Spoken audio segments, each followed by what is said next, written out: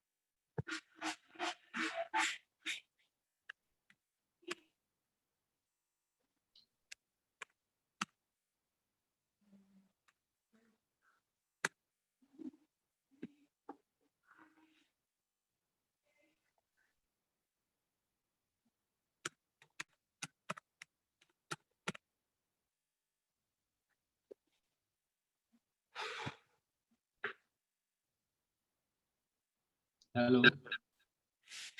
Hello. Can you hear me, sir? Hi, hi. एक minute.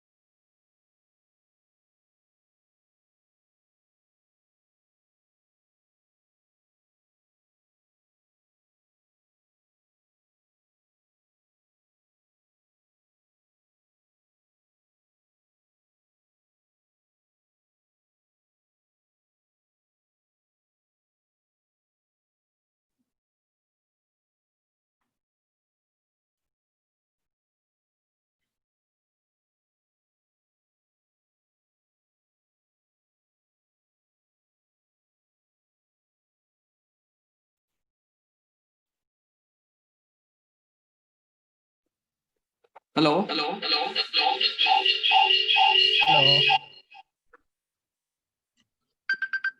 So, can you hear me?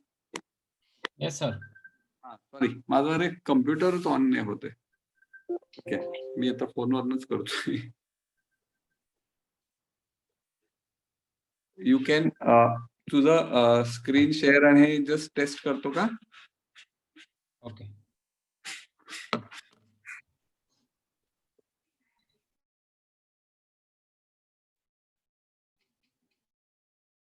Is it on?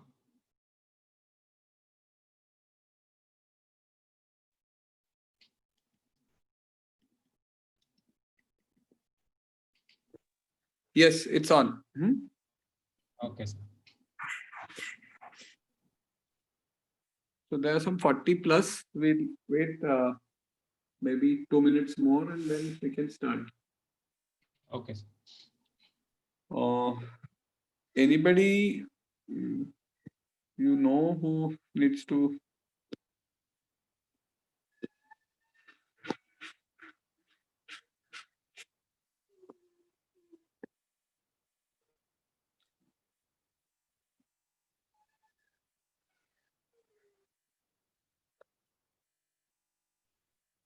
Okay, so it's 8:04. We'll just start. I'm going to record it. We can put it on the net also later. Okay. Stream it to YouTube if anybody wants to.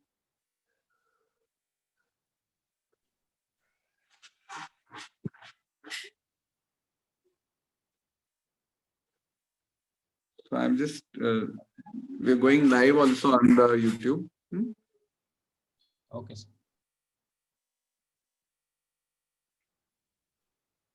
The person who normally does that person is not there.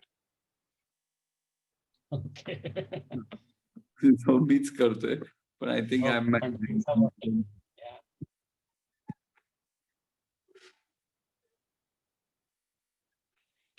One minute.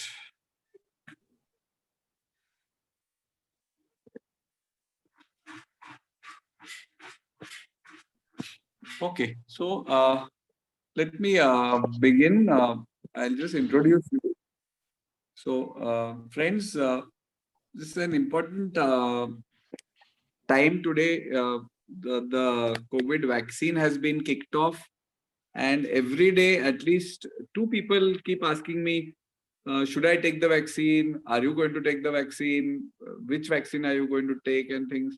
And actually, even I don't know what to do. Even today, when I said I am going to take the vaccine, one of my friends, a doctor, says, "Hare, why do you want to take? As it is, you have managed for the last 9 months without getting anything. Now, why you want to take chances, etc."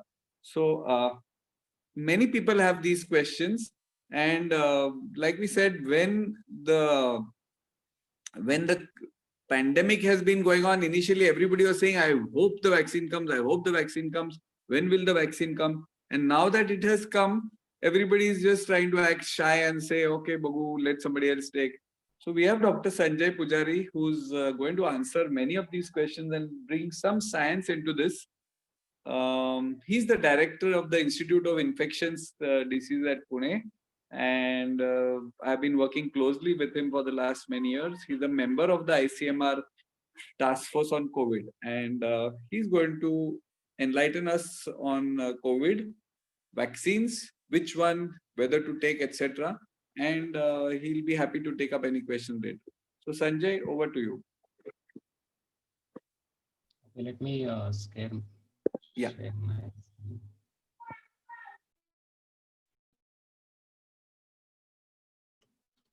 Yeah, so good evening, everybody. And once again, thanks, Dr. Kothari, for inviting me to present on this. Of course, today is quite a historic day for India, where we have launched a very ambitious and large-scale global, one of the largest global COVID vaccine rollout program.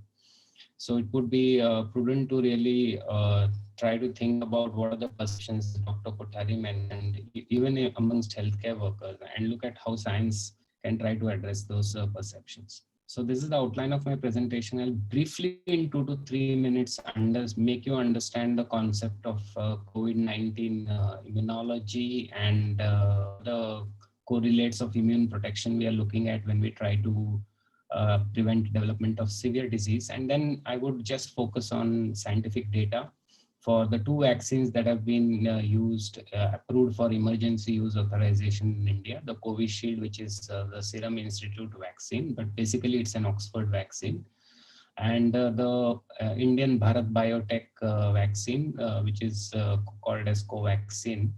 And finally, we'll address some practical issues and some unresolved issue in vaccinology in COVID-19. So we are now familiar with this diagram. This is the COVID-2 virus, and there are multiple antigenic determinants on the virus which can induce an immune response. Particularly the spike protein is supposed to be the most important component of the virus, against which immunity, if you are able to build up, is capable of trying to afford you some protection. Also, there is a nucleocapsid nucleus protein, antibodies are also formed against that. And there is still some controversy going on whether we have some immunologic protection if we are able to induce this antibodies against this protein. If you look at the immune response amongst recovered COVID patients, and this is where all the idea comes up of what to stimulate and what antigens to use in a vaccine. So as is true for any infections, you will try to stimulate a humoral immune response as well as a cell-mediated immune response. And this is one of the very earliest studies from China, which showed that you should be able to, in convalescent plasma, able to detect almost 100% the IgG antibody against the surface antigen. And also you should be able to stimulate a Th1 kind of immune response. So this is a study where they looked at anti-spike receptor binding domain. This is the part of the spike protein which attaches to the ACE2 receptor. And as is compared with the healthy donors, you can see here that titers of these antibodies are very high amongst patients who have recovered from COVID-19. What is also interesting in the same study is that there is almost a linear relationship between finding these antibodies, which are routinely detected in ELISA kits, and correlated with neutralizing antibodies, which are basically a surrogate for immune protection. So how do we have clinical data whether antibodies are able to protect people from getting infection, reinfection again? This is a very recent study from the UK, where healthcare workers were followed from April to November. Some of them were seropositive for antibodies against COVID-2, and some of them were negative.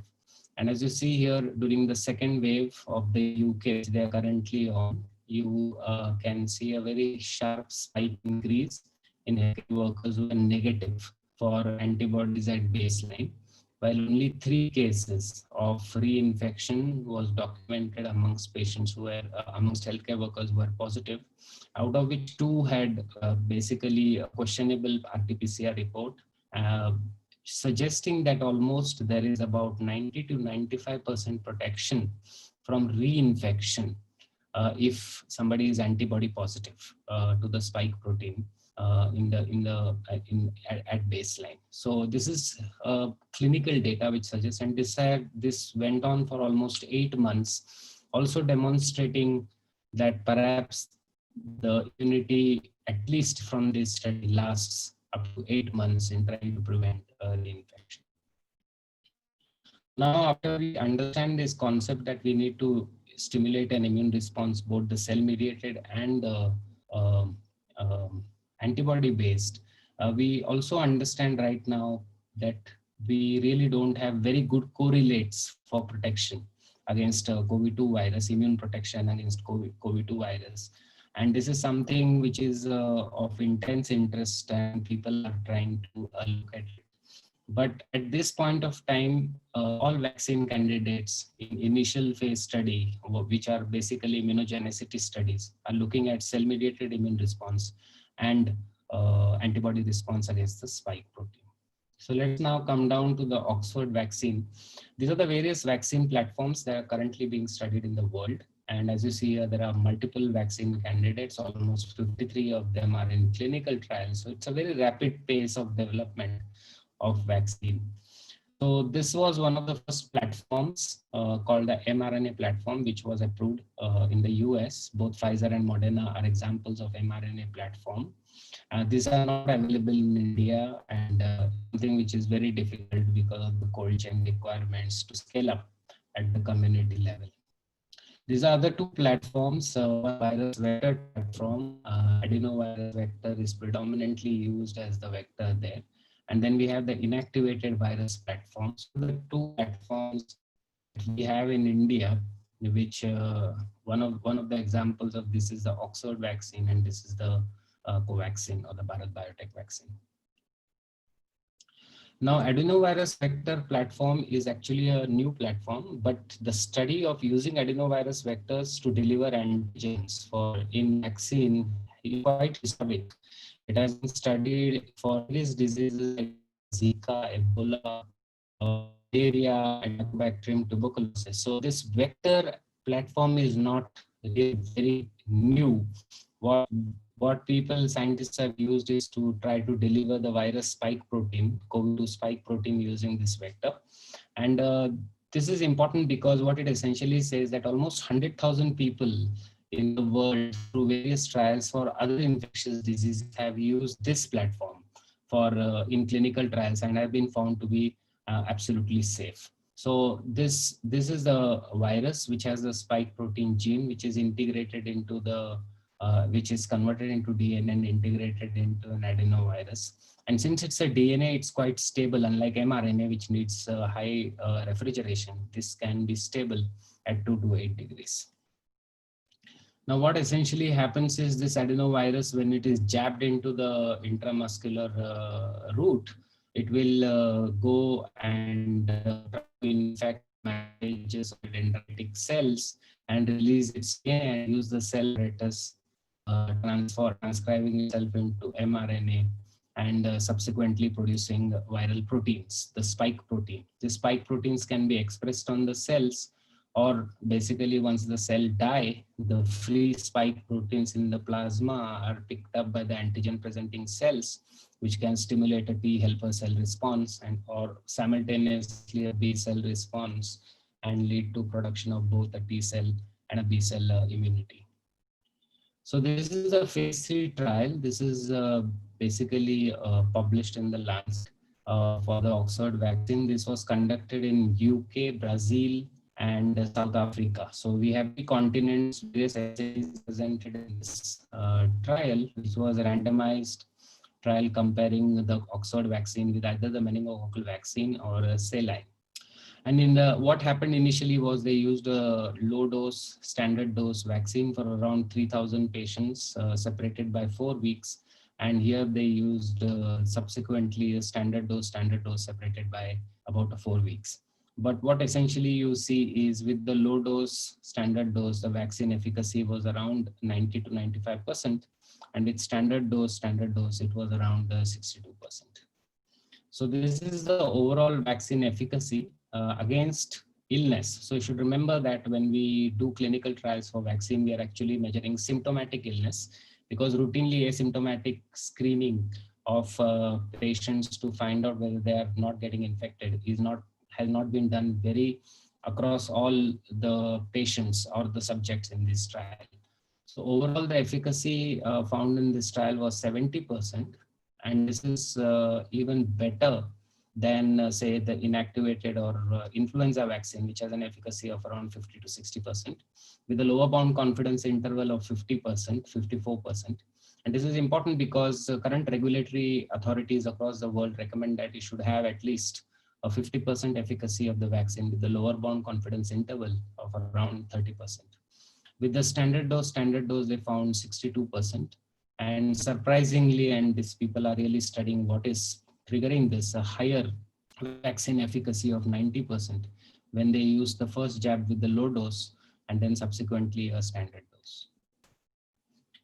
And this is apart from this efficacy, what you also see is a secondary efficacy analysis just after first standard dose.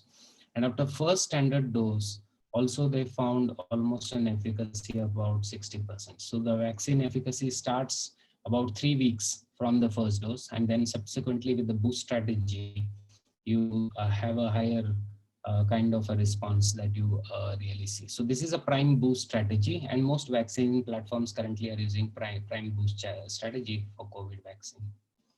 What is important to clinicians is this clinical endpoints, and this is looking across these two groups. The risk of hospitalization, first within 21 dose of the first, within 21 days of the first dose, you see 2 patients in the vaccine group developing this illness. While after 21 days, none of the COVID vaccine patients developed. After 14 days after the second dose, also none of the patients developed need hospitalization. When you see at severe COVID-19, it's remarkable that none of the patients who subject to receive the COVID vaccine had severe COVID-19. So what the message is very clear: the risk of hospitalization, risk of severe COVID-19 is practically, the efficacy against that is practically almost 100%. Now, the most important thing is, of course, safety, because everybody is worried about safety. But overall, in this trial, they didn't report any severe adverse event or death that was associated with the Oxford vaccine. There were 175 events, which was equally distributed across these 2 arms, the vaccine arm and the control arm. 3 of them were supposed to be severe. 1 patient with hemolytic anemia, other had a transverse myelitis, and a 3rd patient had a high-grade fever. All of them really resolved. As neurologist, I think this one is the issue of transverse myelitis. 3 subjects reported transverse myelitis in this trial. First subject actually developed transverse myelitis 14 days after the booster dose. It was assessed by an independent neurological committee, and they adjudicated it as an idiopathic short segment spinal cord demyelination not associated with the vaccine. Subject 2 developed 10 days transverse myelitis after the first dose, but this subsequently was found to have a pre-existing unrecognized multiple sclerosis. Subject 3 actually developed transverse myelitis in the control arm, in the meningococcal arm, and also the neurological committee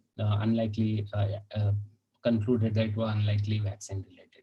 So essentially, this is not a very big concern in that sense. All of this transverse myelitis patients recovered or were in stable and improving condition when the paper was written. The other similar platform, Sputnik V, which is a Russian vaccine, there is phase 1-2 study available, and I would not go into the details, but just look at the point estimates here. This is basically neutralizing antibody. This had 2 doses, heterologous vaccine having adenovirus 5 and adenovirus 26. And this is convalescent plasma antibody titers. See levels as the convalescent plasma. And so is true with the neutralizing antibody titer. It's achieving similar titers as the convalescent plasma. So the essence of this is, of course, published study. It was well tolerated and safe in all. Antibody titers were higher than convalescent plasma. The antibodies tend to increase at day 14 after the first dose, and they also could demonstrate T-cell response, which peaked at day 28. The Sputnik 5 vaccine is, as I mentioned before, a heterologous adenovirus platform, the same platform that we used by Oxford vaccine. And there is now data on phase 3, though it's not published, in 40,000 participants in Russia, where efficacy interim analysis 21 days first dose was 92%. They didn't have any unexpected adverse events except much like pain at injection site, fever, weakness, fatigue. Of course, these are not published. This is from the Sputnik website, but maybe hopefully this data is in peer review. And it's already registered and distributed in Russia. And last similar I think this is from Johnson. Johnson. This was published in it's available on the New England website right now. It's again a phase 1/2 study amongst 808 patients, mild sides and neutralizing antibody titers almost 100% by day 57 of the last dose, including in age 65 years. And you could also see document CD4 T cell responses around 56 to 83%, and it was skewing towards a Th1 response, which is obviously a useful kind of response. So changing gears, looking at the second virus vaccine, which is available in India, this is Covaxin. And Covaxin is basically inactivated whole virus vaccine. This is the virus which was isolated in NIV, and this is the strain of the virus here. It's basically inactivated by propiolactone and then subsequently adjuvanted to Algel IMDG. Now, IMDG is an interesting adjuvant because it has a capability of inducing a cell-mediated immune response. And finally, of course, the virus gets inactivated and then it is formulated into a vaccine. Now, right now, for the Indian Covaxin, we have a preprint which is available. Looks at phase 1/2 study. And they tested 2 different doses of the vaccine, 3 microgram and 6 microgram, and they looked at geometric mean titers of neutralizing antibodies. And as you see here, as compared to convalescent sera, these patients started developing immune response after about 2 weeks of the second dose. It's separated around 4 weeks apart. So this was almost higher than even the convalescent plasma neutralizing antibody titers. And this is a seroconversion rate of the neutralizing antibodies. As I told you, after about 14 days of the second dose at 4 weeks apart, you see almost 90% of individuals having an immune response, seroconversion rate for neutralizing antibodies, and maintaining it at the time of writing this paper up to day 56, almost 2 months, they had similar neutralizing antibody response, seroconversion rate. What is interesting is they also assessed cell-mediated immune response, and this is 3 and 6 milligram and pre-vaccination status. And as you see here, the cell-mediated immune response, this was measured as a ratio of Th1 to Th2 cytokines, was predominantly skewed towards Th1 cytokines, and it was higher in both the vaccine group as compared to the pre-vaccination group. And also they measured the CD4 memory cell responses. This is important for long-standing immunity. And this is the percentage of the CD4 memory cells with 3 microgram, 6 microgram, with Algel and pre-vaccination. You can see here that the memory cell response has been built up as compared to the pre-vaccination status. This is the safety which is mentioned in the preprint. Reactogenicity, it's basically less than 10% of a local and systemic solicited adverse events that include injection site pain, redness, and itching.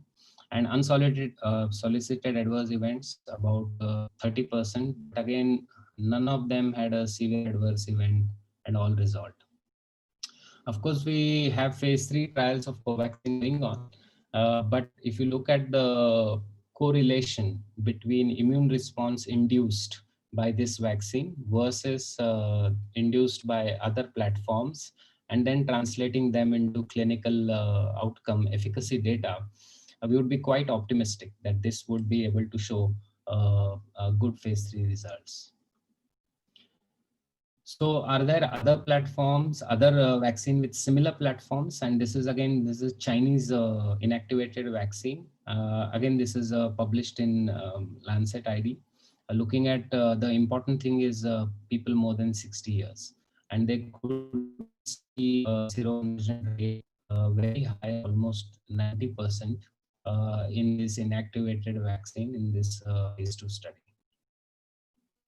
The neutral titers, just look at the bars here. They're just increasing time post inoculation between 18 to 59 years, whether somebody is more than or equal to 60 years. And this is another vaccine inactivated platform from Wuhan, again, published in JAMA, looking at neutralizing bodies and again specific IgG antibody response also. And you see here as compared to when you basically have a schedule of 0 and 21 days, you tend to have a higher kind of development of antibodies. So there is uniform evidence available for using inactivated platforms, for the immunogenicity of inactivated platforms for delivering the COVID-2 antigen. We don't have phase 3 efficacy study for any of the inactivated platforms. This is what I got Nature news in the journal Nature.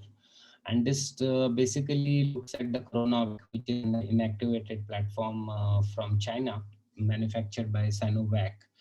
And in Brazil, they recently came out with the press release where they looked at 9,000 healthcare workers where 2 doses were given, but they gave it 2 weeks apart. And they could document an efficacy of 50% at preventing severe and mild COVID-19. And none of the healthcare workers who received the vaccine needed hospitalization for severe COVID-19. Then there are other countries with smaller sample sizes, but Turkey had a 91% efficacy, Indonesia 65% efficacy. And already it's approved in China, and there are 7 million doses distributed across China. So there is emerging evidence to suggest that, I mentioned before the cutoff, the point estimate cutoff of around 50% by regulatory bodies, including the World Health Organization, for any vaccine to be of clinical importance is reasonably seen with these inactivated platforms. So now let us come down to some of the practical controversies or issues associated with this. The first and most important thing is, of course, everybody is worried about long-term safety. And at this time, we don't have limited information. We don't have great information on that. We have very limited information. And this is the reason, obviously, because these vaccines are new, trials are new, and follow-up is still incurring.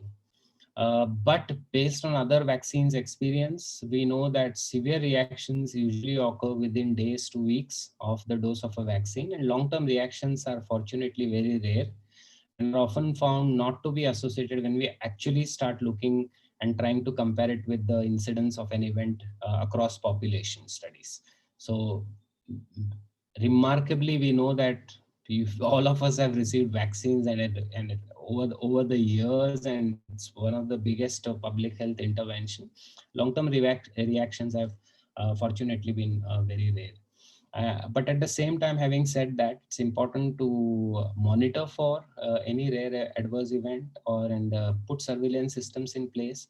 And regulators as well as governments across the world, including India, have developed systems in place to identify any rare adverse events.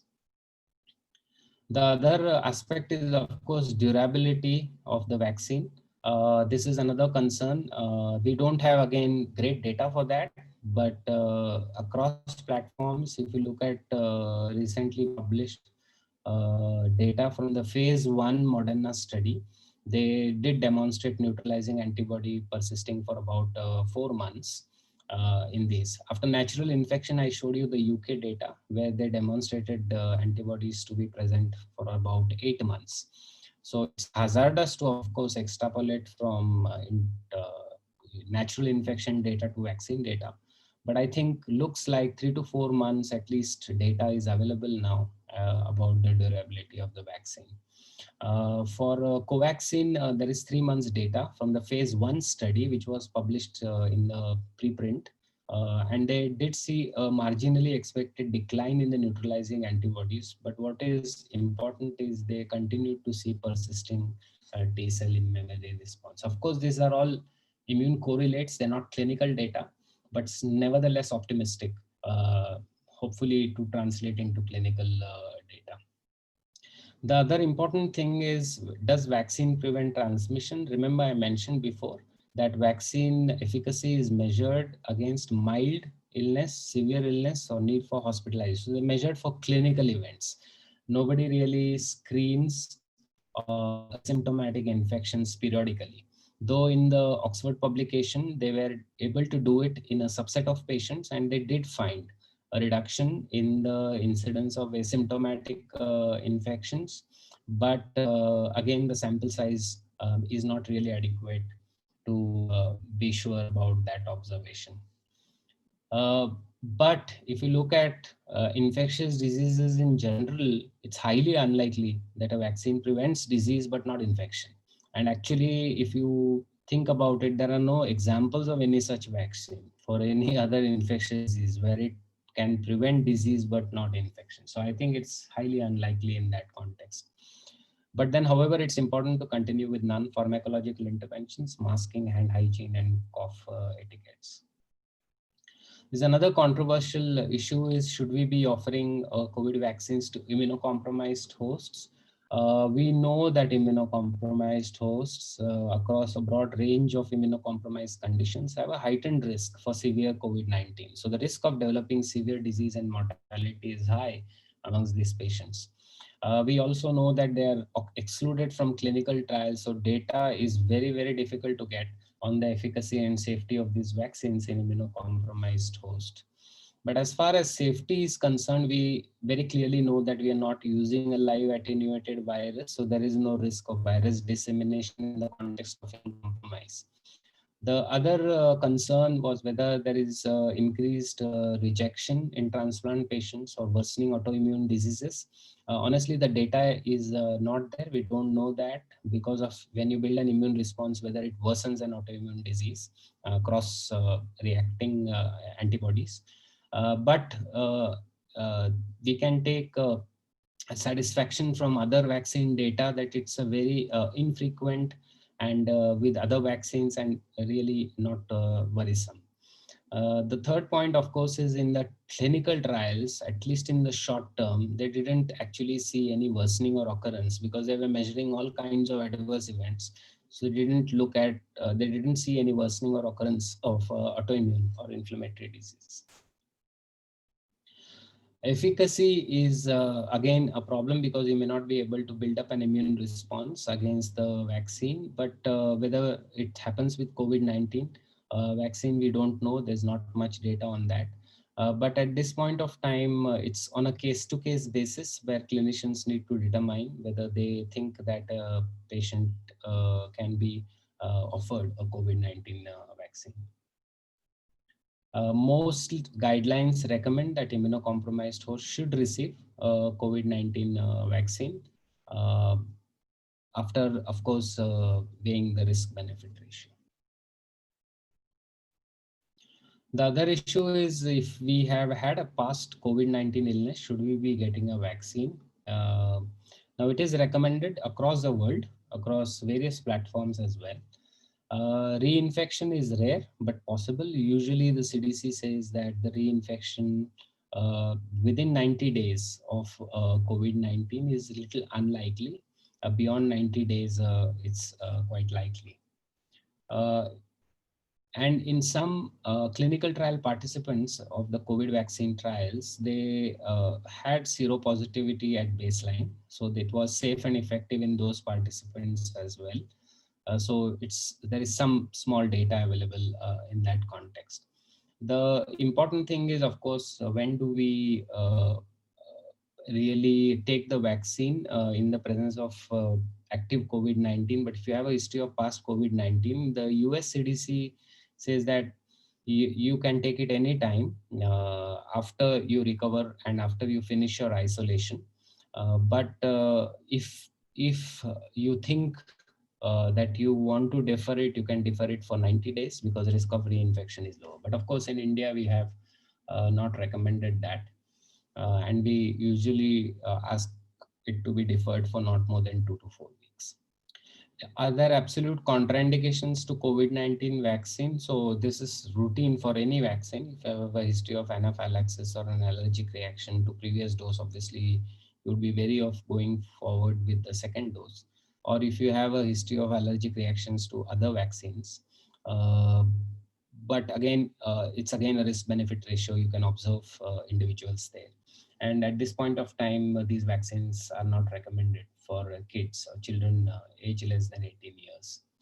Pregnancy and lactation is also something in India, which is a contraindication. But in the UK and the US, again, they think about assessing risk-benefit ratio and offering it to pregnant ladies. Relative contraindication, as I mentioned before, is if you have active COVID-19, you defer it for about 4 to 8 weeks of recovery. If there is a receipt of convalescent plasma for COVID-19, because there may be interference, because you already have those antibodies from the convalescent plasma in the patient's plasma, and that can inhibit or interfere with the response or trying to immune response against the vaccine. So we don't know that really no clinical data there, but this is something which is recommended not to be done immediately, about 4 to 8 weeks after receipt. And any patient for any illness, if they're acutely unwell and hospitalized, should obviously defer it for 4 to 8 weeks of recovery. Finally, this issue of mutant virus, and this is something which is emerging very rapidly in the field, and we all are aware about the UK variant. Now we have the South African variant, and yesterday Brazil described its own variant. So what is important is the virus is mutating we don't know what are the reasons for the virus to mutate very clearly. There are multiple hypotheses there. But essentially mutations in the spike protein can, whether that interferes with the antibody, production of antibody and escaping already produced antibodies, either leading to reinfection or failure of vaccine. The data there is absolutely unclear. We don't know. We don't have evidence right now.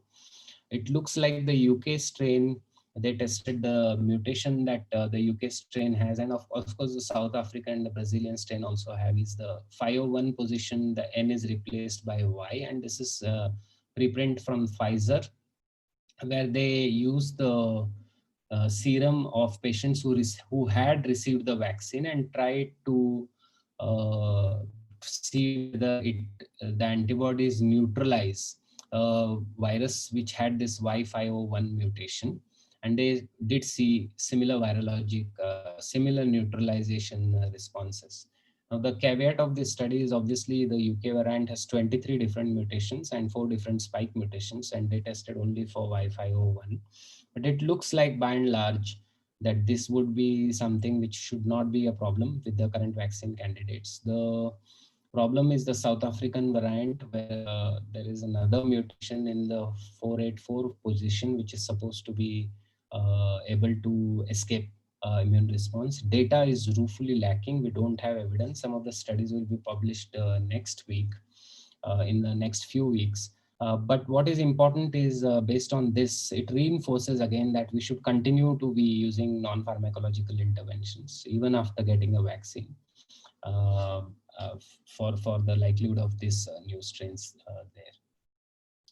So in summary, I think as Dr. Kothari rightly mentioned, when we had this COVID-19 last year, we were wondering when a vaccine is going to come, and the vaccine is something which is going to be something which is described as, beginning of the end kind of thing. So there has been an extraordinary pace of vaccine development and availability, and no vaccine in history has been developed so rapidly. But remember, in this, the science has not been really compromised. What has been done is simultaneously progressing phase 2, phase 3 studies. So the time required after completion of phase 2 and then going into phase 3. So there was simultaneously trials were rolled out. At the same time, many industry vaccine manufacturers took risk in trying to invest in production and stockpiling of these vaccines, when even data on their efficacy was from formal phase 3 trials were not available based on phase 2 data. And for some of these vaccine, like the Oxford vaccine, this has really paid off. So I think it's not science that is being compromised right now. It's basically the ability of us to simultaneously work very hard on this. And this is a pandemic situation. We need something which is quite effective in preventing, if not infection, but at least severe disease and mortality associated with this. The other important issue is, even if we think that these vaccines are new and have been rapidly developed, we should always think about the platforms that have been used for delivery of these antigens. And these platforms like the viral vector platform, inactivated virus platform, polio, or influenza, for example, inactivated influenza vaccine. These have been with us for years. So as far as safety is concerned, even adenovirus vector-based vaccine, I already mentioned, tested for HIV, malaria, TB, Ebola, and Zika. So these platforms have been with us for decades now, and we are just using COVID-2 antigen gene to deliver the spike protein for antigenic stimulation inside the body. So as far as safety is concerned, I think it's very clear that these are reasonably safe platforms. On the contrary, if you look at the mRNA vaccine, and this is a platform which is quite new, though this has also been developed over decades. This is something which for the first time is being rolled out as a vaccine. So the mRNA platform actually is a newer platform than the adenovirus vector or the inactivated platform. So think about platforms rather than COVID-2 vaccine as such, because these platforms have really been tested across over the years. Now, based on the current evidence, I think if you really want to weigh the risk benefit ratio, it only favors benefit, because essentially we have a pandemic at hand. We know that COVID-19, all of us as healthcare workers have gone through this. It's a devastating and a disruptive infectious disease. It is something we have seen not only has impact on clinical health, but so many other social issues.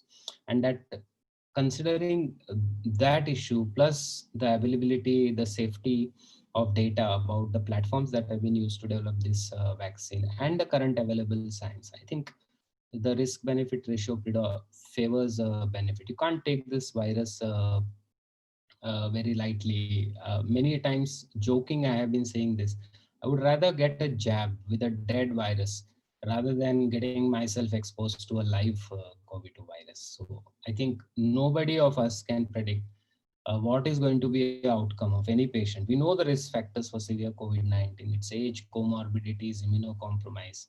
But for a patient, still we do not have adequate predictors to suggest that this patient is going to develop severe disease or die because of it. And that is the reason why we should not take a risk. And that is the reason why a vaccine risk benefit ratio really overwhelmingly favors benefit. Of course, there are challenges in trying to roll out either of these candidates. It's a huge exercise. We have embarked on it, but it's very promising. There are 53 clinical trials with various candidates going on. 4 other candidates are being tried out in India as well. So we have more candidates that will be available in future. And hopefully this will be something which will be able to have a major public health impact as far as COVID-19 control is concerned. I think that's all. Thank you. If you have any questions, I'll be happy to answer. Thank you, Sanjay. Can you start your video now and switch it off, because there was probably some lag in the video. Thank you for an excellent overview. There are, of course, quite a few questions. So if anybody else has questions, they can ask in the Q&A section. Let me begin with a question by Revati Rane. She's asking, even I had this question, should you give the vaccine if the antibodies are positive? That means a corollary is, should you test your antibody? And if only if you are negative, then take it. And if so, which antibody test should you do? Or don't bother and just take the vaccine? Yeah, so right now the guidelines are very clear that you need to take the vaccine irrespective of the serology. So I had a single slide on that saying that if you have a history of past COVID-19, whether you detect it by antibodies or whether you had clinical COVID-19, the recommendation currently globally is to take the vaccine. There are reasons for that. One of the reasons is, of course, the risk of reinfection, but this is something which is rare but still there, and that is something for most of the guidelines, the recommendation is to take a vaccine. So routine serology prior to doing taking a vaccine is not recommended. For the simple reason also that serological tests that are available have also their own limitations. They test different. There are anti-spike, nucleocapsid protein antibodies. So all of those things are a little dicey there. So better to take a vaccine. Okay. So regarding the testing the antibody, you are saying there's no point. Many people are saying that there is already herd immunity, and most of us already must be positive, so why take? So you have already answered that, whether even if you have had COVID, known case of COVID, you should still take. So if you have Yes. not had, there's no question, you must take. Yes. Okay, then Dr. Zaid Joshi asks, what about children immunity? What about schools? Children's currently, none of the vaccines are recommended for kids less than 18 years. There are bridging trials that will go on now. Basically, as I told you before, that in clinical efficacy studies, if you're able to show the clinical effect and correlate it with the immune response, you can just then do bridging studies in kids to just see whether that immune response occurs or not. So it's very fast, and then subsequently you will be able to give it. But right now, anywhere across the world, kids are not vaccinated. Okay. Then Dr. Rajkiran Salunke asks, are we sure there will not be any long-term complications of this Covishield vaccine since there are no long-term studies? Yeah, so long-term, as I mentioned, there is no data. This is a new disease, and vaccine is also new. So we obviously will not have long-term data. But if you look at long-term data for various other vaccines using the same platform, and that's why I said, look at the platform.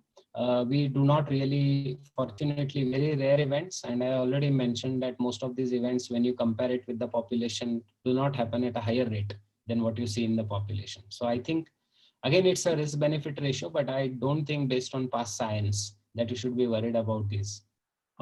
Yeah. So since there are some non-medicals also, I'll just explain what you mean by platform, or maybe you want to tell them that it is the way the vaccine is made. So this sort of vaccines, the COVID vaccine has not been there, but there are many other vaccines which have been made by the way Covishield is made or Covaxin is made, and they have been hugely successful. Okay, what about vaccine, and what if somebody is a chronic hepatitis B carrier? Yeah, so what would be the problem there? I'm not seeing any problem of concomitant HBV or HCV or even HIV. If you are suppressed and have a good CD4 count, you should not be worried about taking the vaccine. Right. Okay. Rajesh Patil asks, is there any need for booster dosage every 6 months, at least for the coming next 3 to 4 years? At this point, we don't know that. We don't know the durability of the immune response. But if we see that later on, the immune response goes down or whatever, you may need an annual virus jab maybe. Other thing is the evolution of mutants. So if you have mutants coming in and there is a surveillance, even in India now, to look at mutants emerging, so that these mutants can be incorporated into the vaccine, new vaccine or the booster that you're going to give. So these are unknown questions right now. At this point, there is no yes and no answer for this. And if you see the population of India, you should count yourself lucky if your number comes. If you are chosen Absolutely. to receive the vaccine, you should count yourself lucky, is what I feel, because it's a huge number. I don't know, somebody yesterday calculated it might take 5 years to vaccinate the whole population of India. I'm not sure so much time, but I think it will take some years. Yeah. Okay, then a little political question: which is better, Covaxin or Oxford?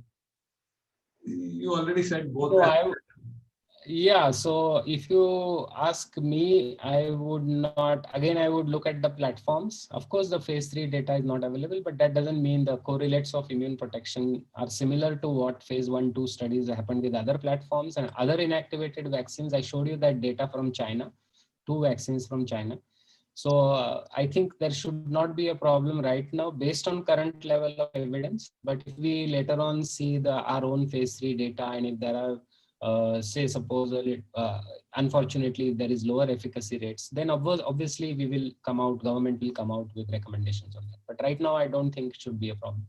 And if at all, there is one disadvantage that you don't have as much trials and no phase 3 trials, but then you don't have transverse myelitis either. So you will have to balance what you want. If you're a neurologist, you might prefer the other one. Okay. Then Narendra asked, what about memory cells in natural infection? Any study regarding this? Oh yeah, lots of study. In fact, I showed you the very baseline study published in June actually, where they did including memory response in natural infection. And this was also shown in the Covaxin phase 2 data that I showed you, where they found out the percentage memory cells, T cells to COVID-19 after the Covaxin was high as compared to pre-vaccination. So memory cells are very important. And I personally believe that in the long-term response, assuming that the virus doesn't mutate, T cell immunity will play a critical role, apart from neutralizing antibodies. Somebody also asked, which I already answered, that how long is the vaccine efficacy? You already told us around 4 months, at least it is there, maybe more. Okay. Yeah, that data is there for that. Yeah. Okay. Shailesh Parekh is asking, some claims about vaccines inferring particularly mRNA technology can cause some devastating complications. Opine. No, not really. But having said that, I think, again, these are short-term data that we have available across these trials. You should remember that the largest vaccine rollout in the world is happening with mRNA vaccines in the US and in the UK, for example, and most other developed countries. So large number of people are getting it, and we will have safety data soon on this, but I don't think it should be and as I mentioned in my slide, that most of the adverse events to vaccines happen earlier on, within 4 to 6 weeks of your dose. Long-term side effects are usual. Okay. Dr. Vinit Shah is worried about his solid organ transplant recipients. Should you give the adenovirus vector platform, yes or no? Right now, yeah, right now there should not be any problem. First of all, the adenovirus platform is non-replicating. It's chimpanzee. It doesn't cause disease in humans. And on a case-to-case basis, I would be more worried about suppose if you do, and that I mentioned in my slide, rejection after an immune response to the vaccine. We don't have that data right yet. So you basically need to weigh the risk-benefit ratio on a case-to-case basis. You decide whether you want to offer vaccine or not. Okay. Dr. Sunil Bandishi asked that immunocompromised patients would not get a cytokine storm. So is it not true that they will get a milder disease? No. So we have evidence that immunocompromised individuals do not get a cytokine. There is a difference between immune compromise and immune activation. Many immunocompromised individuals actually have highly active immune systems. And for example, in HIV, you have immunodeficiency, but you have high levels of inflammatory markers, CRP, and this is a dysregulated immune response. So it's not measured by immunodeficiency. What about somebody who's on immunosuppression? Will they have already somebody who's on immunosuppression, will his immune response, will his cytokine storm be less? There is no evidence for that right now, but we know that many of these immunocompromised hosts who have a higher risk of severe COVID-19 are also on immunocompromised drugs. So it's not that these are protected from developing severe COVID-19. Okay, then Dr. G.V. Ramana Rao asks, I think you answered it. If somebody has taken plasma therapy, can he take a vaccine? If so, what precaution? You told, no, you have to wait. Yeah, so you have to wait for 4 to 6 weeks. Okay. Somebody wants to ask, did we miss any info on Covishield? Can we get a short summary? I think the summary is already there. He can listen to your talk on the YouTube. You already told about Covishield. Dr. Eshram is asking, in Norway, 23 dead after receiving Pfizer BioNTech vaccine. Your comments? Yeah, so this is basically again a press release that came out today morning. We don't have published data on this, but what we know essentially is that these were extremely old and fragile, frail elderly people in nursing homes in Norway.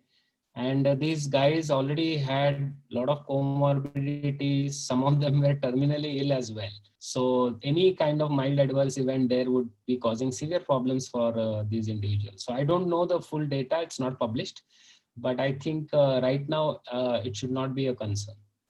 Okay. Are we using the half standard dose followed by standard dose in India, or are we going both doses full? We are doing standard.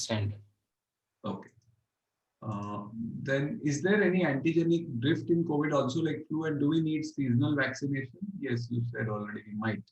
Yeah, so so mutants tend to happen, but you should the basic understanding right now is that COVID-2 is not as highly mutagenic as the influenza virus. So it is having mutations, but it's something which develops slowly.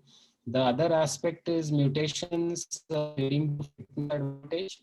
For COVID-2, you have to develop multiple mutations simultaneously, fitness advantage, possibility. And both the UK variant and the South African variant very clearly have shown that they may increase transmissibility, but they don't increase the severity of clinical illness in these populations. Okay.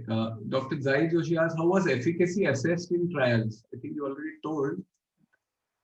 Yeah, so efficacy was assessed by looking at symptomatic illness. So patients were either proactively called every week or patients self-reported with a set of symptoms which were suggestive of COVID-19, like say in the Oxford trial in the UK, they had a set of symptoms like fever, cough, shortness of breath, anosmia, analgesia.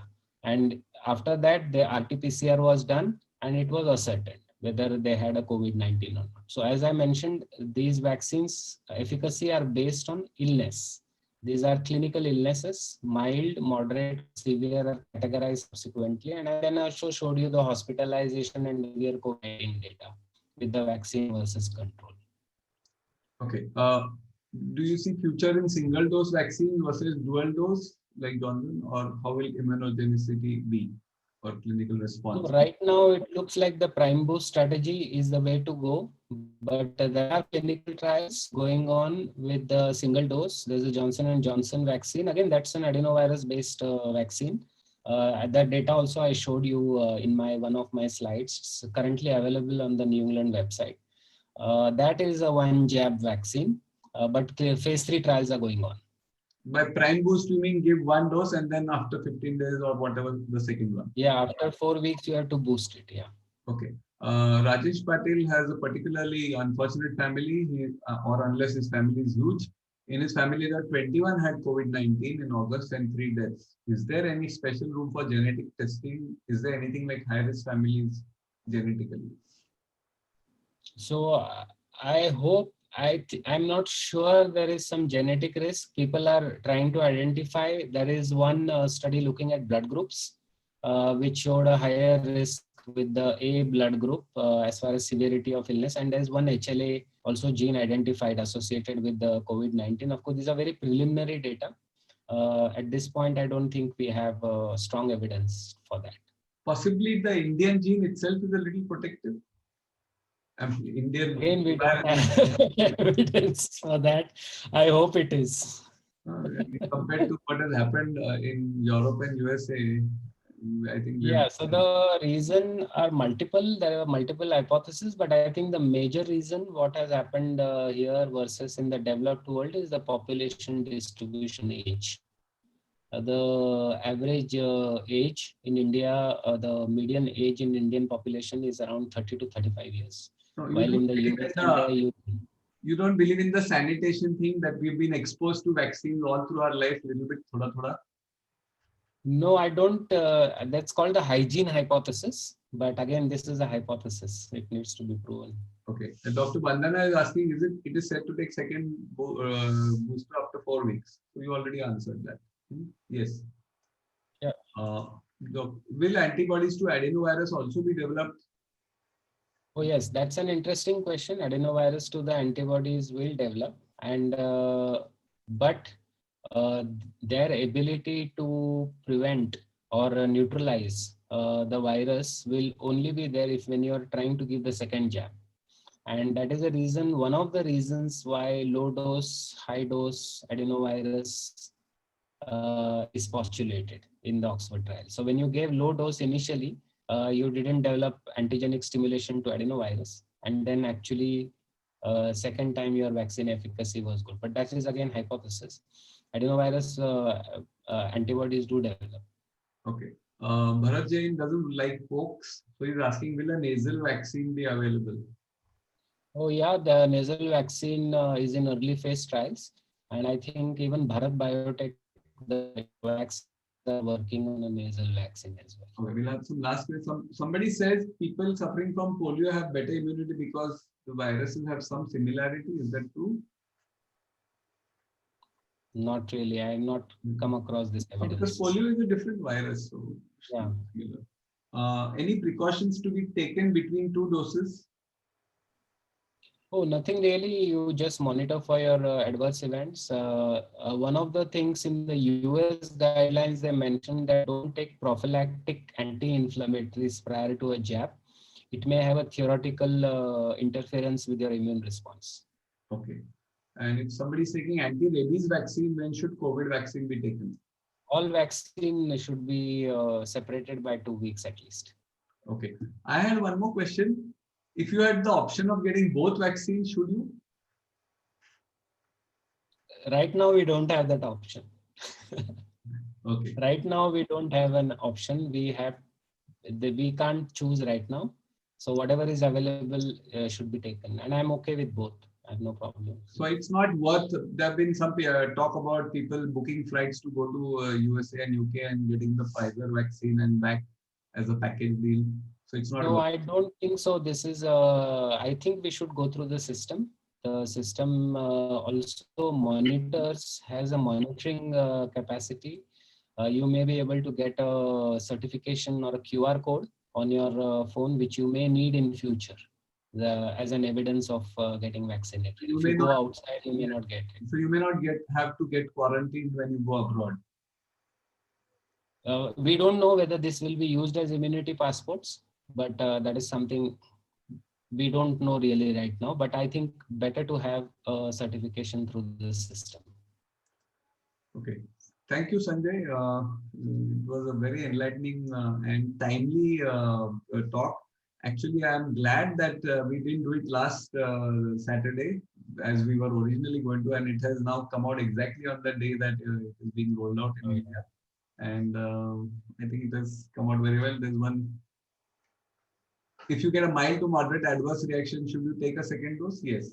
So, yeah. Okay. Okay, thank you. Good night, everybody, and remain safe whether or not the vaccine is there. As he said, take precautions. And somebody had told me a song, that when the vaccine was not there, people were waiting like kabhi aega. And now that it is there, we are having this discussion: should we take and should we not take, and things. The other way at looking at it, Dr. Kothari already mentioned, is what would I like to have, a dead virus or a part of the virus inside me, or a live virus? No. So what has happened is some people are thinking that we've got through these last 9 months, so we can do it. And why take the risk with? We never know when a second wave may come. We don't know. Yeah, that was one more question somebody asked, that do you think the second wave will come in India? It's unlikely now, no? No. In fact, if you look at second waves occurrences, usually once the curve reaches the Nadi, about 2 to 3 months for the second wave to emerge. So it's not an out possibility. Hopefully it doesn't come. That is good. But we should be monitoring for it. The YouTube link, just search for Forum for Indian Neurology Education. There's a channel, fine, Forum for Neurology Education, and it will come there. I don't know the link just now. Dr. Vandana is asking one last question. Your opinion on overuse of sanitizers? I don't know why one should overuse. It's just recommended routinely that after touching any surfaces in the hospital settings, at least, you should be using it. I mean, I'm not sure what do you mean by overuse. Yes. Okay, so I'm sending that link for YouTube for whoever wants to share it with others. This is the link. Okay, Okay, sir. thank you. Thank you. Thank you. Good night. Thank you.